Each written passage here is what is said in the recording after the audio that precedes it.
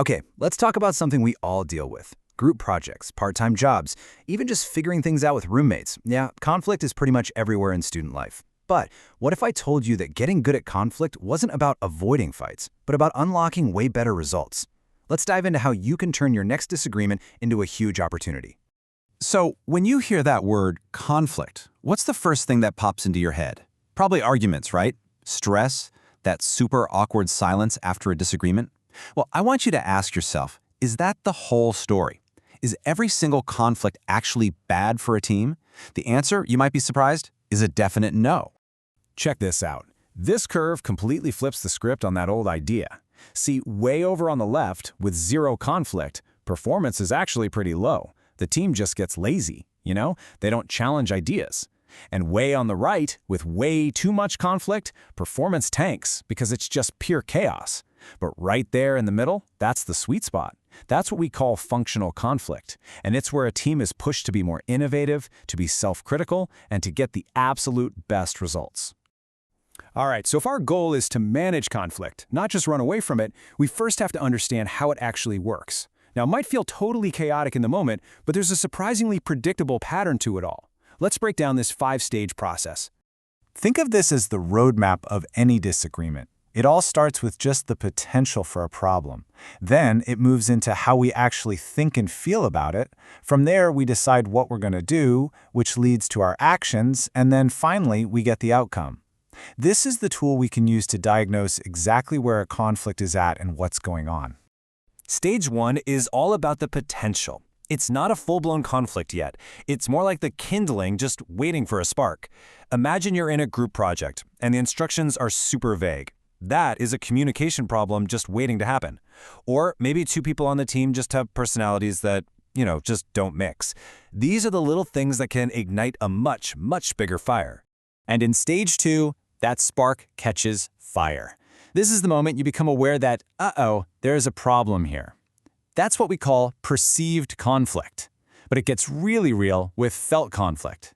That's the emotional gut punch. It's that anxiety, that frustration, that tension you feel when you realize you and your teammate have completely different visions for how the project should go. Okay, so you feel the conflict, now what do you do? Stage 3 is all about your intention. Are you going to compete, trying to win at all costs? Or are you going to collaborate and try to find a solution where everybody wins? Maybe you just avoid the whole thing, or accommodate the other person, or you just compromise somewhere in the middle. This choice right here is the crucial turning point in any conflict.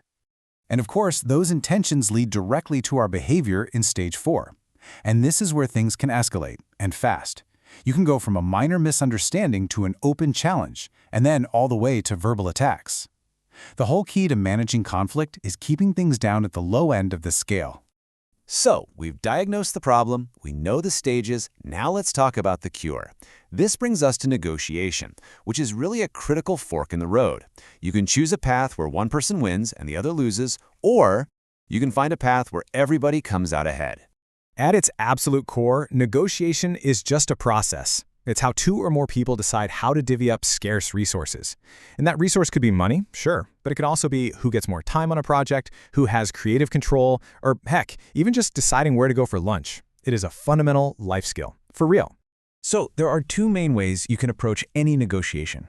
Over on the left, you've got distributive bargaining. The best way to think about this is the fixed pie approach. The pie is only so big, and your goal is to get the biggest slice you can. It's a win-lose game. But on the right, we have integrative bargaining. This is the expand the pie approach. The goal here is to find a creative solution where both of you can win. It's all about sharing information and thinking about the long-term relationship. So how does an agreement actually happen? Well, it all comes down to the bargaining zone. Look, each person has a target. That's their perfect outcome. And they also have a resistance point. That's the absolute minimum they'll accept. The settlement range is that sweet spot where those two things overlap. If there's no overlap, there's no deal. Simple as that. A huge part of negotiation is just figuring out where that zone is.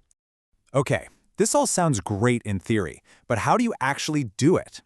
Let's walk through a practical 5-step playbook you can use for your very next negotiation, whether it's for a better grade, a higher salary at your job, or just trying to divide chores fairly with your roommate.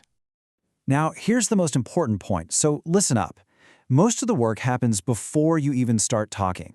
Step 1, preparation and planning is everything. What's your goal? What do you think their goal is? What are your limits? Then you define some ground rules, you each clarify your positions, and only then do you actually get to the bargaining. Finally, you close the deal and figure out how to put it into action. Following these steps brings some much-needed structure to what can be a really messy process. Of course, even with the best process in the world, we have to remember one crucial thing. We're dealing with people here, not robots. Individual personalities, emotions, and the whole social context of the situation, all of it plays a huge role in the final outcome. Let's just touch on a few of these differences. Personality definitely matters, but maybe not how you'd think.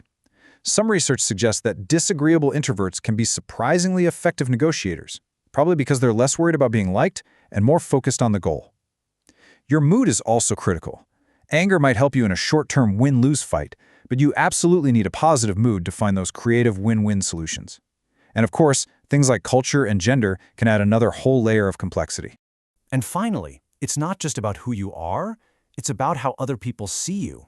Your reputation for being trustworthy or not will walk into the room before you do. Building trust is basically the currency you use for that integrative win-win bargaining. And you should always ask yourself, is this a one-time deal, or am I trying to build a long-term relationship here? Your answer should fundamentally change your entire approach. So let's bring it all back to where we started. We've seen that conflict isn't the enemy, and we now have a process for navigating it. The real question I want to leave you with is this. The next time you face a disagreement, a tough conversation, or a high-stakes negotiation, how are you going to use these tools to steer it away from a destructive fight and toward a functional conflict that actually makes everyone better off?